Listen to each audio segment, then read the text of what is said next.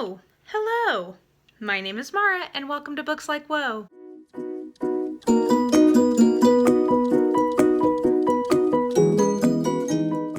So the holiday season is upon us. We are rapidly approaching Christmas. I think by now Hanukkah is already underway. There's lots of just holiday action happening, at least here in the kind of Western world. And with that time of year, there also tend to be a lot of holiday books. Now, there are definitely holiday sort of like popular fiction type books and holiday mysteries. You know, there's literary fiction that's set during the holidays, but the majority of holiday books tend to be romance related. Now, even before I was a romance reader, I was somewhat like fascinated by the fact that around this time of year, you know, all the Target shelves, when I worked as a bookseller, like our front area, just gets flooded with all of these holiday romances, and I always wondered like who is reading them and why are they reading them. And after I did my thesis thing on romance, I have become one of the people who read holiday romances, and I think that I kind of understand why they're a thing, and I definitely have read enough of them now to be able to say that most of them I think are pretty bad, but there actually are some that are good. So I thought today I could kind of talk about why I think that they're such a thing, and also give you guys some recommendations of ones that I actually think, you know, could be worth your time picking up, especially if you already know you like romance. But a couple of these, I think even if you don't necessarily like romance, a couple of them might work for you anyways. So in terms of why I think these are a thing, well, first of all, it's a marketing ploy, right? So everybody's in the holiday spirit and everybody is trying to sell everything to be holiday related. Everyone is trying to like capitalize on your sense of nostalgia for this time of year, or, you know, whatever goodwill you have towards this time of year. You know, big money people want to capitalize on that. So that, I mean, first and foremost, that is why holiday romances are such a thing. It's kind of a marketing opportunity to push more books on people and have it be seasonally appropriate. But in terms of why I think people end up liking these things that are getting pushed on them, there's a few things. First of all, Christmas/holiday times tend to be very like emotionally charged times of year, either positively or negatively. So I think in terms of the reader, you're in a kind of a place in your life where you are maybe going through like something sad, like if Christmas is going to be hard, maybe, you know, reading about a happy family could be good. If you love Christmas already, reading about kind of happy Christmas stuff is positive in that way. And then in the book, this is why I think people like setting things at Christmas. The characters can be in sort of an emotionally charged time, right? So, you know, maybe drama that kind of simmers during the summer when everyone's busy and, you know, on vacation or whatever kind of comes to a boil. And to that end, the other thing that Christmas/holiday books can do is oftentimes they're very focused on like family dynamics or lack thereof. And so that adds sort of a layer of interest and plot action that can happen. Besides that, I think that there's just sort of a layer of like kind of coziness and winteriness that can happen in holiday romances. And actually, when I was looking through my list, I realized how many just generally romances are set in the winter, because people are in confined spaces. Like one of the known kind of tropes is people getting snowed in together in a cabin. There's a lot of sort of like forced proximity that comes from wintertime because people aren't necessarily out and about in the same way. And then finally, I think the other reason why there tend to be a lot of holiday type things is that a lot of them are entries in already running series. So what you will see this time of year is a lot of holiday romances and a lot of holiday novellas that are entries in already in progress series. Now, for me, that really works because I'll just go ahead and say, I think in general, romances that are novellas set at the holiday tend to work better than full-length novels set in the holiday, especially if the holidayness is a big part of what's going on, right? So if Christmas happens to be sort of like a part of the backdrop, I think that works a little bit better in a full-length book. But if Christmas is going to be front and center, at least in romances, I think that they work best in novella form, because otherwise I think they tend to get a little maudlin or a little kind of dragged out or whatever. So I do think novellas tend to be a really good choice for holiday romance. And on that note of novellas, just so you know, part of the reason why I've ended up reading so many holiday romances is because I love novellas in general. So whenever I'm looking for novellas from authors I like, a lot of them tend to be holiday related. And so I have read a lot of holiday romances, I honestly think just because I like novellas. So if you just hate novellas, you know, there may be fewer things on this list to work for you. But I will say, I'm pretty picky about my novellas in terms of I want them to actually have some kind of resolution and not just be like a random day in the life thing. So, you know, I mean, depending on how much you trust my recommendations, I will just say maybe still, even if these are a few of these are novellas, maybe give them a try. So let's get into some specific titles. Now, I want to start with sort of what I think of as best of breed from the usual suspects of holiday romance. So when you go into like Target, for instance, one of the first people you're going to see is a shit ton of Debbie Maycomer. I feel like this is the time of year where she makes all of her money. So many of the titles are from her. And I wanted to go with, the other thing you will see a lot of are Harlequin category romances. There's a lot of Christmas related Harlequin category romance. So I wanted to give you kind of two recommendations along those lines. So in terms of the Harlequin category romance, the best one that I've read, and it may be that I read this early in my Harlequin category career, so maybe I wasn't tired of the tropes, but I have reread this a couple of times in the Christmas season because it's so angsty and delicious with its angst. It actually combines a number of tropes I normally don't like, including like an amnesia storyline, as well as a couple that's already married and it's sort of like a second chance, like reviving their marriage type romance. I'm still gonna recommend The Greek's Christmas Baby by Lucy Monroe. Now, if you watched my kind of mocking of Harlequin category titles video, you will know that that totally just sounds like word salad of words that Harlequin categories tend to have in their titles, but it is The Greek's Christmas Baby by Lucy Monroe. And I just think that for that type of book, it's pretty well done. There's angst, but I think that she sold me on why the angst was there. It was somewhat of a miscommunication, but I felt like she, again, kind of sold to me why they hadn't talked. And also, I thought kind of showed that the wife in the situation was trying to talk. So it wasn't one of those things of like, if you guys had a 5-minute conversation, this would be resolved. So anyway, all that to say, for what it is, I think that's one of the better Christmas Harlequin categories that you can try. And then Debbie Maycomer, her books are all, I think, like kind of small town romance things. And I prefer in that sort of like area of romance, my favorite is Susan Mallery. I think that she's a better writer. She's less sappy. She's less sort of like out of touch with how actual 20-year-old, like 20-somethings behave. You know, not perfect, but I think better. And of her Christmas books, I really like the one set in her Fool's Gold world, and of those my favorite is Christmas at 4th Street. So I like Susan Mallery's full-length books actually, and I think that those tend to be good. They are an entry in a series, so you may not know all of the characters, but it's not going to throw you off. Don't worry about that. Now, moving on to more erotic Christmas novellas, I will first of all say that I don't tend to love erotica. So take my recommendations with a grain of salt.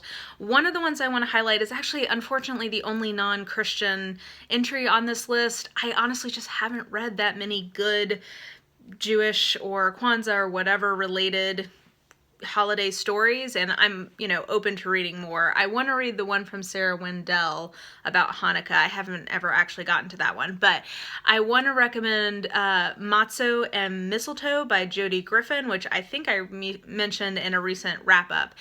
And I liked it because I felt like the Jewish component, or like the heroine's Jewishness, was integrated really like naturally and in a way that made sense with what was happening in the plot. I thought that the erotica part was not cringe-inducing. Still not my cup of tea, but I felt like the power dynamics were not as problematic as they sometimes can be. So that would be one recommendation. And then the other is actually a collection of short stories. Now, I'm going to caveat this by saying I think that there are some very problematic parts of this the series that these short stories are in, namely that the heroes are all related to the Russian mob. So if that's not your thing, you're not going to like these. But I do like that there's a lot of diversity in these romances. A lot of the heroines are either Latina or Black, and the heroes are all Russian, so it's interracial romance, which I like to see whenever we can get it. And that is A Very Russian Christmas by Roxie Rivera, which is a part of her kind of like Russian, I think it's called the Russian Protectors series. And again, I like that, but if you cannot go to the place where some of the heroes are in the mob, I feel ya. I think that that's valid, but it is definitely more on the like steamy side. And like I said, it's a series of short stories, some of which might have mild plot spoilers for the series, but I don't think anything that's too bad. Okay, next I want to talk about Noelle Adams. Noelle Adams probably writes, like in terms of consistency, some of my favorite contemporary novellas in general. I think she's really mastered the art of picking an appropriate story for a novella, having it have a true beginning, middle, and end, selling me on the romance part, which I think can be the hardest thing in a novella, because if the premise is that the couple is meeting for the first time, it's very hard in 100 pages to convince the reader that this is like a forever kind of thing. But that being said, I think that Noelle Adams actually has really figured out how to do a romance novella the right way. And she has two actually that I think are revolving around Christmas. One is called One Night in the Ice Storm, which is in a part of her One Night With series, which is essentially a bunch of novellas about how a bunch of different couples end up getting together in one night. So they're good. And then the other is Holiday Heat. The other thing I'll say about Noelle Adams is that, and I thought of this because of Holiday Heat, she also has a really nice angst level, at least for my money. I don't like super over-the-top angst in general. Like, I have to be really in the mood for that. And I think she has a nice balance of giving some pathos without it getting too melodramatic or just like too crazy, which I think sometimes romance can definitely veer into that territory. So I would recommend those two from her. And like I said, she's probably one of my favorite contemporary romance novella writers. Another contemporary romance novella that is from one of my very favorite authors is Reindeer Games by Jessica Clare. Now this is an entry in her Games series, but those books are not really related to each other. I mean, sometimes characters from one will show up in another, but in general, you don't need to worry about this being in a series. I just thought this is really kind of, it shows off her humor. It's very light and it was just fun. So Reindeer Games by Jessica Clare I think is sort of a very light, fun read. And then Once Upon a Winter's Eve by Tessa Dare. Tessa Dare is just great, and she's another one who I really enjoy her novellas because she understands how to have a beginning, middle, and end. I just love her brand of historical. It's never too focused on being historically accurate, and at some point we will have a discussion about how the obsession with being historically accurate in historical romance is actually creating a huge, like, diversity issue and is betraying of a lot of prejudice. Anyway, we won't go there today. But anyway, I actually like that she is not overly fixated on being historically accurate, and I just love the light tone of her books, and I think that this is a really solid novella. So now I want to finish with the 5 top recommendations I have. These are ones that if you read romance at all, you've probably heard recommended before, but if you've not read a lot of these might be a little newer to you. These are just the 5 that I would tell you I think are basically the best holiday novellas I've read. So first, 2 historical entries. Those are A Pirate for Christmas by Anna Campbell. I think it does a fantastic job of having a really developed world, interesting characters doing interesting things, beginning, middle, and end, a very believable romance, enough historical verisimilitude that you're in the world, but again, not overly fixated on being historically accurate. It's just a really good one. I'm looking forward to reading, I think it's called Her Christmas Earl by Anna Campbell. That's the other holiday novella she has that I know about, and I've heard that that is also great, so I'm looking forward to that this year. That's one that I want to get to this year. And then the other historical recommendation, and this is the one, if I was just going to tell you one, this is the best holiday romance I have ever read. It is one that I would feel very comfortable recommending to somebody who does not read romance. It is a romance. There's no getting around that, but I think that there's enough other stuff going on that it stands up on its own, even outside of the genre. And that is A Kiss for Midwinter by Courtney Milan.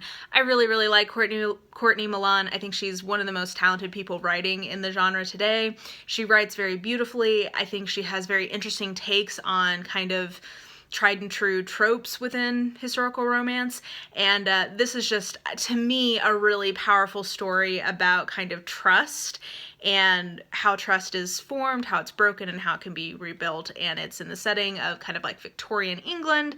I really, really enjoy this one. If I was just going to tell you to read one off of all of these recommendations, this would be the one. And then the last three are all contemporary romance, and they're only by 2 authors. So the best writer of contemporary holiday romances, in my opinion, for the type of books I like to read, is Shannon Stacey, and she has 2 great novellas, holiday novellas. So one is called Holiday Sparks, which I would say is probably the better of the 2, but it's just really good. It's very simple. It's not like there's a ton happening in it, but it's mostly a character study, and it's really sweet. It's a good book.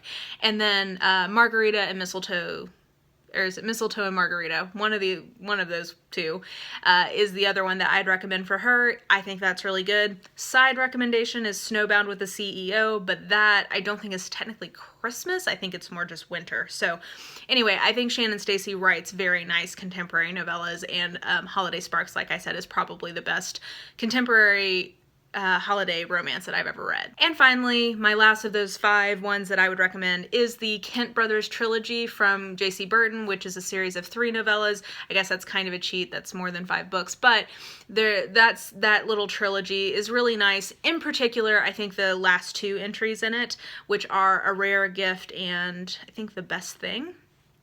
I think that those are really good. They're a little steamier than the Shannon Stacey ones, so if that's something you like, there you go.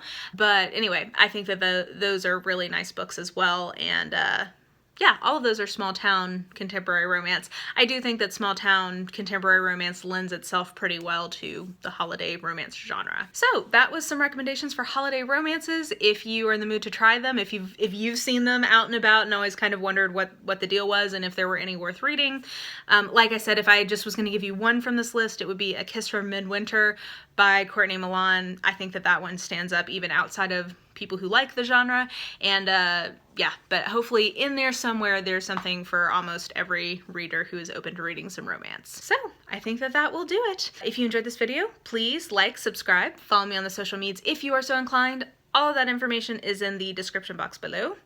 And yeah, I hope you guys are having a fantastic week, and I will just talk to you soon. Bye!